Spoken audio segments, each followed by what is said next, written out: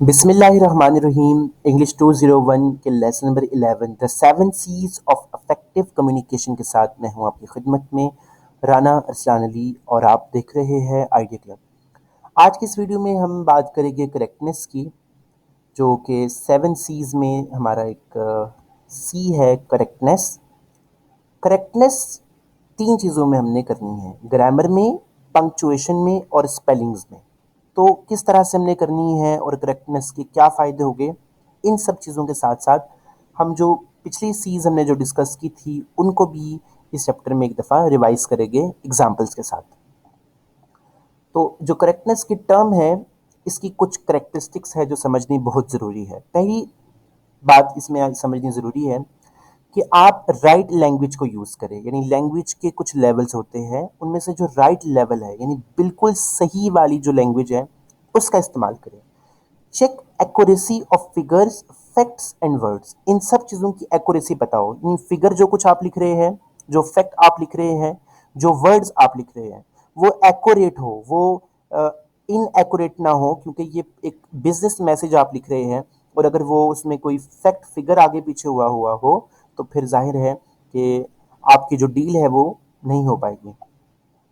इसके बाद आपने जो मैकेनिक्स है वो आपने इस्तेमाल करनी है, एक्सेप्टेबल राइटिंग मैकेनिक्स आपने इस्तेमाल करनी है। लिखते वक्त अपनी तरफ से कोई मैकेनिक्स नहीं डाल देनी, अपनी तरफ से कोई एक पैटर्न नहीं बना देना, बल्कि जो एक्सेप्टेबल पैटर्न्स है लेटर लिखने का, ख़त लिखने का, एप्लीकेशन लिखने का या किसी भी चीज़ को लिखने का एक प्रॉपर तरीका होता है, उस तरीके को आपने फॉलो करना है। उससे पहले समझ लें कि दो तरह की राइटिंग होती है, एक होती है फॉर्मल राइटिंग, एक होती है इनफॉर्मल राइटिंग। फॉर्मल राइटिंग होती है थोड़ी बिजनेस वर्क के लिए, यानी सरकारी या ऑफिशियल राइटिंग हम इसको कह सकते हैं, या फिर आप अपने बिजनेस के लिए जो राइटिंग करते हैं वो भी फॉर्मल राइटिंग होती है। ये स्कॉलरली राइटिंग होती है टॉप लेवल गवर्नमेंट एग्रीमेंट्स में। इसके अलावा ये ये इम्पर्सनल होती है, यानी इसमें एक बंदे का दूसरे बंदे से ताल्लुक़ नहीं होता, बल्कि ये एक इदारे का दूसरे इदारे के साथ, एक कंपनी का दूसरी कंपनी के साथ होता है। तो ये बड़ी आपने अच्छी तरह से लिखनी होती है फॉर्मल तरीके से। एक होता है इनफॉर्मल। इनफॉर्मल होता है, ये बिजनेस राइटिंग तो होती ही है, लेकिन ये कॉमन बिजनेस राइटिंग है। यानी जैसे ईमेल करना किसी को, मेमोज राइटिंग करना, तो इसमें जो है वो आप इजी लैंग्वेज यानी इनफॉर्मल वर्ड्स आप यूज़ कर सकते हैं, कोई इसमें प्रॉब्लम नहीं होगी। तो अब फॉर्मल और लेस फॉर्मल वर्ड्स आपके सामने कुछ लिखे हुए हैं जो आपको एमसीक्यूज़ की शक्ल में पूछे जा सकते हैं। फ़र्ज़ करें वो आपसे पूछ सकते हैं एक वर्ड देकर, पार्टिसिपेट, क्या ये फॉर्मल है या इनफॉर्मल है? तो ये मोर फॉर्मल यानी फॉर्मल है ये वर्ड। इसी तरह से आपसे वो पूछ सकते हैं कि right four more formal words, right four less formal words, तो ये भी आपको पूछा जा सकता है। जैसे पार्टिसिपेट, जॉइन, प्रोक्योर, गेट। तो ये बहुत फॉर्मल वर्ड्स लिखे हुए हैं बाईं तरफ, और दाईं तरफ लेस फॉर्मल वर्ड्स लिखे हुए हैं। रिमाइंडर्स हम कर लेते हैं कि करेक्टनेस और बाकी चीज़ के लिए हमें कुछ रूल्स हैं उनको फॉलो करना चाहिए। सबसे पहले रूल ये है कि अवॉइड सब स्टैंडर्ड लैंग्वेज। सब स्टैंडर्ड लैंग्वेज आपने यूज़ नहीं करनी। उसने जैसे ऊपर ही बता दिया था कि राइट लेवल लैंग्वेज यूज़ करनी है। सब स्टैंडर्ड लैंग्वेज में गलत ग्रामर, प्रोनाउंसिएशन सारी गलत होती है और अच्छी लैंग्वेज नहीं मानी जाती। एक बेशक फॉर्मल हो या इनफॉर्मल हो। तो कुछ यहाँ एग्जांपल दी हुई है कि सब स्टैंडर्ड वर्ड होता है एंट, तो ये ना आप यूज़ करें, इज़ नॉट यूज़ करें। कैंट हार्डली की जगह कैन हार्डली। एक चीज़ पहले ही नेगेटिव है हार्डली, उससे पहले नॉट नहीं लगाना आपने, which will be substandard otherwise. Aim at proving, aim to prove. Stoled, stolen, तो ये स्टोल्ड देखें ना, स्टोल स्टोल्ड स्टोल्ड नहीं होता, स्टोल स्टील, स्टोल स्टोलन। तो मोर अप्रोप्रिएट आपने जो सब स्टैंडर्ड लैंग्वेज बिल्कुल यूज़ नहीं करनी, ग्रामर का आपने ख्याल रखना है। एक्यूरेसी आपने चेक करनी है फिगर्स की, फैक्ट्स की और वर्ड्स की। ये ऊपर भी मैंने आपको बताया था कि करेक्टनेस की जो करेक्टरिस्टिक्स है वो यही है कि फिगर, फैक्ट और वर्ड्स वगैरह सब चीज़ें एक्यूरेट होने चाहिए, ताकि सिग्निफिकेंट जो है वो रिजल्ट्स आए। इसके बाद precise as possible, as much as possible precise होना चाहिए आपको, ताकि आपके जो मटेरियल आपने जो लिखा है बातें वो सब प्रूव की जा सके और आप सुरखरू हो, वैलिडेट मटेरियल हो आपका। फैक्ट्स एंड फिगर्स की बात करें तो जितना स्टेटिस्टिकल डाटा है, टोटल्स है आपके जो आपने किए हुए हैं, लॉज वगैरह के बारे में जो आपने बताया हुआ है, उसमें आपने गैस नहीं करना बल्कि 100% प्रिसाइज एक्यूरेट फिगर्स वगैरह आपने लिखने हैं। ऐसे वर्ड्स जो कंफ्यूजिंग पैदा करते हैं उनको आपने इस्तेमाल नहीं करना। आपने वो वर्ड्स यूज़ करने हैं जो पब्लिक में मशहूर है या आम फ़हम है, जिनका फ़हम आसान है। मिसाल के तौर पर ए और एन में फ़र्क आ जाता है, कंफ्यूज हो जाता है कि यहाँ ए लगाऊँ या एन। तो उसके लिए आपको उसकी लॉजिक समझना पड़ेगा कि ए जो है वो कांस्टेंट साउंड से पहले आता है, जबकि जो एन है वो वॉवल या साउंड एच साउंड से पहले आता है। इसी तरह एक्सेप्ट का मतलब होता है कबूल करना, रिसीव, और एक्सेप्ट जो दूसरा वाला है उसका मतलब होता है सिवाय, ओमिटिंग आउट। बिटवीन और अमंग में ये फ़र्क है कि बिटवीन दो लोगों के दरमियान और अमंग तीन या ज़्यादा लोगों के दरमियान। फार्दर का मतलब होता है डिस्टेंस कितना है, और फर्दर का मतलब होता है डिस्टेंस इन टाइम, टाइम में कितना डिस्टेंस है। बाई एनुअली का मतलब होता है एक साल में दो दफ़ा, और बाइनवली का मतलब होता है 2 साल बाद, हर 2 साल बाद, एवरी 2 ईयर्स। तो इसी तरह से और भी बहुत से वर्ड्स हैं जिनको हम एक सेम वर्ड्स होते हैं और डिफरेंट मीनिंग होती है इनकी, इनमें काफ़ी प्रॉब्लम आती है, कंफ्यूजिंग वर्ड्स होते हैं ये। इसके बाद है एक्सेप्टेबल राइटिंग मैकेनिक्स को मेंटेन करें। जैसे ऊपर मैंने बताया कि आपने जो एक्सेप्टेबल मैकेनिक्स है उसको फॉलो करना है। एक वेल रिटन डॉक्यूमेंट उसी वक्त होगा जब वो मैकेनिकली एक्सेप्टेबल तरीके से लिखा गया हो, यानी आप उसमें अपनी तरफ से कोई पैटर्न ना डालें। डेट नीचे लिख दो, डेट दरमियान में लिख दो, जहाँ डेट आती है वहाँ डेट लिखनी है, जहाँ सब्जेक्ट आता है वहाँ सब्जेक्ट लिखना है। पैराग्राफ जो है वो आपने बिल्कुल उस तरह से लिखना है जिस तरह से ग्रामर आपको इजाज़त देता है। तो ये तो थी करेक्टनेस की कुछ बातें और उसकी करेक्टरिस्टिक्स की ज़रा एग्जाम्पलीफिकेशन के साथ हमने उसको डिस्कस किया। अब ज़रा हम कुछ रिवीजन कर लेते हैं 7 C's की, जिसमें कंप्लीटनेस है, कॉन्साइसनेस, कंसिडरेशन, कंक्रीटनेस, क्लैरिटी, काउटिसी और करेक्टनेस है। इनकी तो पहले आप इनको याद कर लें, इनके नाम को, क्योंकि ये भी आपको क्वेश्चन आ सकते हैं। तो इन पे वन बाय वन चलते हैं। कंप्लीटनेस पे बात कर लेते हैं। कंप्लीटनेस का मतलब ये था, अगर आपको याद हो, हमने कहा था कि आपका जो मैसेज है उसमें वो सारी इन्फॉर्मेशन होनी चाहिए जो रिक्वायर्ड है, जो अगला बंदा हासिल करना चाहता है, कोई भी उसमें पॉइंट रहता ना हो। ये कंप्लीटनेस, इसका फ़ायदा ये होता है कि जितनी अगर आपने कंप्लीटनेस दे दी है मैसेज में, तो आपको अगला कोई सवाल नहीं पूछेगा, बल्कि वो डिज़ायर्ड रिजल्ट्स आपको मिल जाएंगे। ठीक है, तो ये एक इसका फ़ायदा है जो आपने पिछले पॉइंट्स में भी समझा था, पिछले चैप्टर्स में भी समझा था जब हम कंप्लीटनेस को पूरा चैप्टर हमने डिस्कस किया था। ये गाइडलाइंस है कुछ जो दी गई है कंप्लीटनेस को बरकरार रखने के लिए। उसमें पहली है कि ऑल नेसेसरी इन्फॉर्मेशन जितनी भी है सब प्रोवाइड करें, जितने भी सवाल पूछे जा सकते हैं या पूछे गए हैं उन सब का जवाब दें, बल्कि एक्स्ट्रा भी इंफॉर्मेशन प्रोवाइड करें जब ज़रूरत आपको महसूस हो। इन सब सवालों के जवाब आपने देने हैं, जो 5 Ws जिनको हम कहते हैं, who, what, when, where, why, ताकि कोई भी अभाम ना रह जाए। ठीक है, इसके बाद है क्रेडिबिलिटी। क्रेडिबिलिटी का मतलब है try to keep the trust of the audience intact, यानी ऑडियंस के साथ अपना जो ताल्लुक है इंटरेस्ट ट्रस्ट का वो कायम रखे। आप जब हमने क्रेडिबिलिटी को पढ़ा था पिछले चैप्टर्स में, तो मैंने ये बताया था क्रेडिबिलिटी सालों लग जाते हैं, क्रेडिबिलिटी बनाते बनाते ट्रस्ट कायम करते अपने और कस्टमर के दरमियान। कंपिटेंस का मतलब ये होता है कि does the audience receive the message sender as communicating with required competencies. क्या जो रिक्वायर्ड कंपिटेंसीज है उसके मुताबिक ही मैसेज आपने लिखा है, क्या ऑडियंस उसके मुताबिक ही आपका मैसेज रिसीव कर रही है या फिर नहीं। तो ये एक बड़ी इंपॉर्टेंट बात है।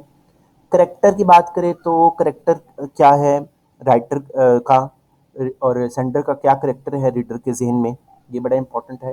कंपोजर, क्या जो सेंडर है उसका जो इम्प्रेशन है वो कलेक्टेड है, काम है, या फिर ऐसा नहीं है। क्या वो सोशलेबिलिटी को लाइकेबल है या इंडिविजुअली बात कर रहा है, बस एक बंदे से एक बंदे की, या फिर वो सोशली बात कर रहा है, और सोशली बात ही करनी चाहिए। एक्सट्रोवर्जन, क्या वो बात जो कर रहा है वो टिमिडिटी पे बात हो रही है या फिर वो एक आउट गोइंग टेंडेंसीज पर बात हो रही है। जो एक्सट्रोवर्जन यानी जो सोसाइटी कम्युनिटी के रिलेटेड बात हो रही है। कुछ एग्जांपल्स है, आप इन एग्जांपल्स को देखिए, अगर आपको इनमें कुछ समझ नहीं आती तो प्लीज़ क्वेश्चन ज़रूर पूछा करें, क्योंकि क्वेश्चन से ही इल्म के खजाने खुलते हैं। कंसिडरेशन, कंसिडरेशन का मतलब है कि अपना हर एक मैसेज ये सोच के बनाना कि रिसीवर क्या सोचेगा, रिसीवर के जहन में क्या सवाल आएंगे। तो ये बनाते हुए आपने अपना टेम्पर लूज नहीं करना, एक्यूज नहीं करना, और फैक्ट्स के बगैर आपने चार्ज नहीं लगा देना। यानी ये ना हो आप एक बात कर रहे हैं लेकिन कोई फैक्ट नहीं आप बता रहे, यानी आप बोल रहे हैं कि हमारी जो कंपनी है वो सालाना तरक्की कर रही है, साथ ये भी बताया कि कितने फीसद तरक्की कर रही है, किस खास शोबे में तरक्की कर रही है, ताकि वो जो रीडर है वो आपका जो प्रॉब्लम है वो सही तरह से समझ सके। दूसरी बात ये है कि आप अपनी पॉइंट ऑफ व्यू से मैटर्स को हैंडल ना करें, बल्कि जो रीडर का पॉइंट ऑफ व्यू है उसको जहन में रखकर मैटर को हैंडल करें और यू एटीट्यूड को इस्तेमाल करें। ये मैं दोबारा बोल रहा हूँ, आपको पहले भी बोल चुका हूँ कि मैसेज लिखते वक्त जब आप लिख रहे हैं, बिजनेस मैसेज लिख रहे हैं, एक फॉर्मल मैसेज लिख रहे हैं, तो यू एटीट्यूड रखिए, यानी यू बार बार इस्तेमाल करें, लेकिन इतना ज़्यादा भी नहीं कि नेगेटिव रिएक्शन आ जाए।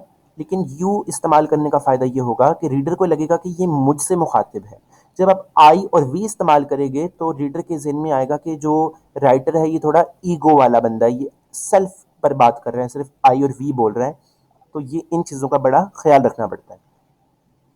कुछ स्पेसिफिक वेज है जो कंसिडरेशन को इंडिकेट कर रही है। पहली तो ये कि यू इस्तेमाल करें आई वी की जगह। यू जो है वो आपको एक तो प्रोजेक्ट में हेल्प करेगा, नेगेटिव रिएक्शन आ सकता है अगर आप इसको ओवर यूज़ करें। फिर रिसीवर की तरफ से आपको बेनिफिट और इंटरेस्ट जो जो रिसीवर को बेनिफिट मिलेंगे, इंटरेस्ट मिल होगा उसका, उसको ज़रूर लिखें कि आपको इससे क्या फ़ायदा होगा। पॉजिटिव पॉजिटिव और प्लीजेंट फैक्ट्स को एम्फेसाइज करें, नेगेटिव फैक्ट्स को ज़रा इग्नोर कर दे, छोड़ दें उनको। ये बताने की ज़रूरत नहीं है कि हमारी एक सेक्टर है जहाँ पर जो शरह है वो गिर गई है, ये कम है। ये बात की बातें हैं। फिलहाल जब आप पहली बात कर रहे हैं, पहली लेटर लिख रहे हैं, तो पॉजिटिव और प्लीजेंट फैक्ट्स को एम्फेसाइज करें। तो इसने यहाँ पर ज़रा दोबारा से बताया कि यू फोकस करे आई और वी की जगह। तो ये बड़े ही इम्पोर्टेंट है, ठीक है, डिप्लोमेसी हम इसको कह सकते हैं। कंक्रीटनेस की बात करें तो to communicate concretely means being specific, definite, vivid rather than vague and general. Concreteness का मतलब होता है कि आप जो बात कर रहे हैं वो टू द पॉइंट हो, स्पेसिफिक हो, डेफिनिट हो, विविड हो। अब यहाँ पर ये बात आपने ख्याल रखनी है कि जो हमने ऊपर पढ़ा था कंप्लीटनेस, उसका मतलब ये था कि आप अपनी बात सारी लिखे, सारी तफसील से बताएं। तो इन दोनों में कंफ्यूज नहीं होना, क्योंकि आपको लग रहा है कि ये दोनों तो एक दूसरे की कॉन्ट्रडिक्शन है। कंप्लीटनेस में लिखा हुआ है कि सारी बात बयान करें, यहाँ लिखा हुआ है कि स्पेसिफिक रहे। देखिए, आप स्पेसिफिक रहकर भी सारी बात बता सकते हैं, आप डेफिनेट रहकर भी अपनी बात एक्सप्लेन कर सकते हैं। सिर्फ उसने ये बताया हुआ है यहाँ पर कि फजूल बातें नहीं लिखनी, ठीक है ना। ऐसा ना हो कि जो रीडर है उसका इंटरेस्ट खत्म हो जाए आपके लेटर से। बेनिफिट्स ऑफ यूजिंग, क्या बेनिफिट्स हो गए कंक्रीट फैक्ट्स और फिगर्स को यूज़ करने के। उससे ये होगा कि रिसीवर को वो मिलेगा जो उसको चाहिए, उसका टाइम वेस्ट नहीं होगा, वो कम वक्त में आपकी बात को समझ सकेगा। तो इस तरह के जो डेफिनेट और स्पेसिफिक फिगर्स है और विविड इमेज बिल्डिंग वर्ड्स है, उनको इस्तेमाल करके आप कंक्रीटनेस से अपने लेटर को कंपोज कर सकते हैं। स्पेसिफिक फैक्ट्स और फिगर्स इस्तेमाल करें। मिसाल के तौर पर मैं बोलूँ कि जी मैट के स्टूडेंट्स ने स्कोर बड़ा हाई किया है, तो ये एक वैक स्टेटमेंट है जिसको हम बोलेंगे बिल्कुल किस किस सन के जी मैट स्टूडेंट्स हैं, कौन से कॉलेज के जी मैट स्टूडेंट्स हैं, कितने स्टूडेंट्स हैं। तो ये उसने कंक्रीट बताया कि जी मैट स्कोर 1996 में 600 था और 97 में बढ़कर 610 हो गया, which is very specific and concrete. तो क्लैरिटी आने से क्या हुआ, जो बेहतर बात समझ आई हमें और हम उसको सही तरह समझ सकें। Choose precise concrete and familiar words, ऐसे वर्ड्स यूज करें जो प्रिसाइज हो, कंक्रीट हो, फेमिलियर हो, लोग जानते हो। अब फेमिलियर वर्ड्स के हिस्से में मैं आपको बात बता दूं, जब आपको डाउट हो वर्ड्स के बारे में तो आप फेमिलियर वर्ड्स यूज करें। क्यों? उस तरह से अगला जो बंदा है वो आपकी बात समझ सकेगा। जैसे रोमिनरेशन की जगह पे का वर्ड इस्तेमाल करें, स्टेटमेंट ऑफ पेमेंट की जगह इनवॉइस का वर्ड इस्तेमाल करें, क्योंकि कुछ वर्ड्स ऐसे फेमिलियर है जो बेशक फॉर्मल नहीं है, लेकिन वो इतने फेमिलियर हो गए हैं कि उनको ही अब फॉर्मल समझा जाने लगा है।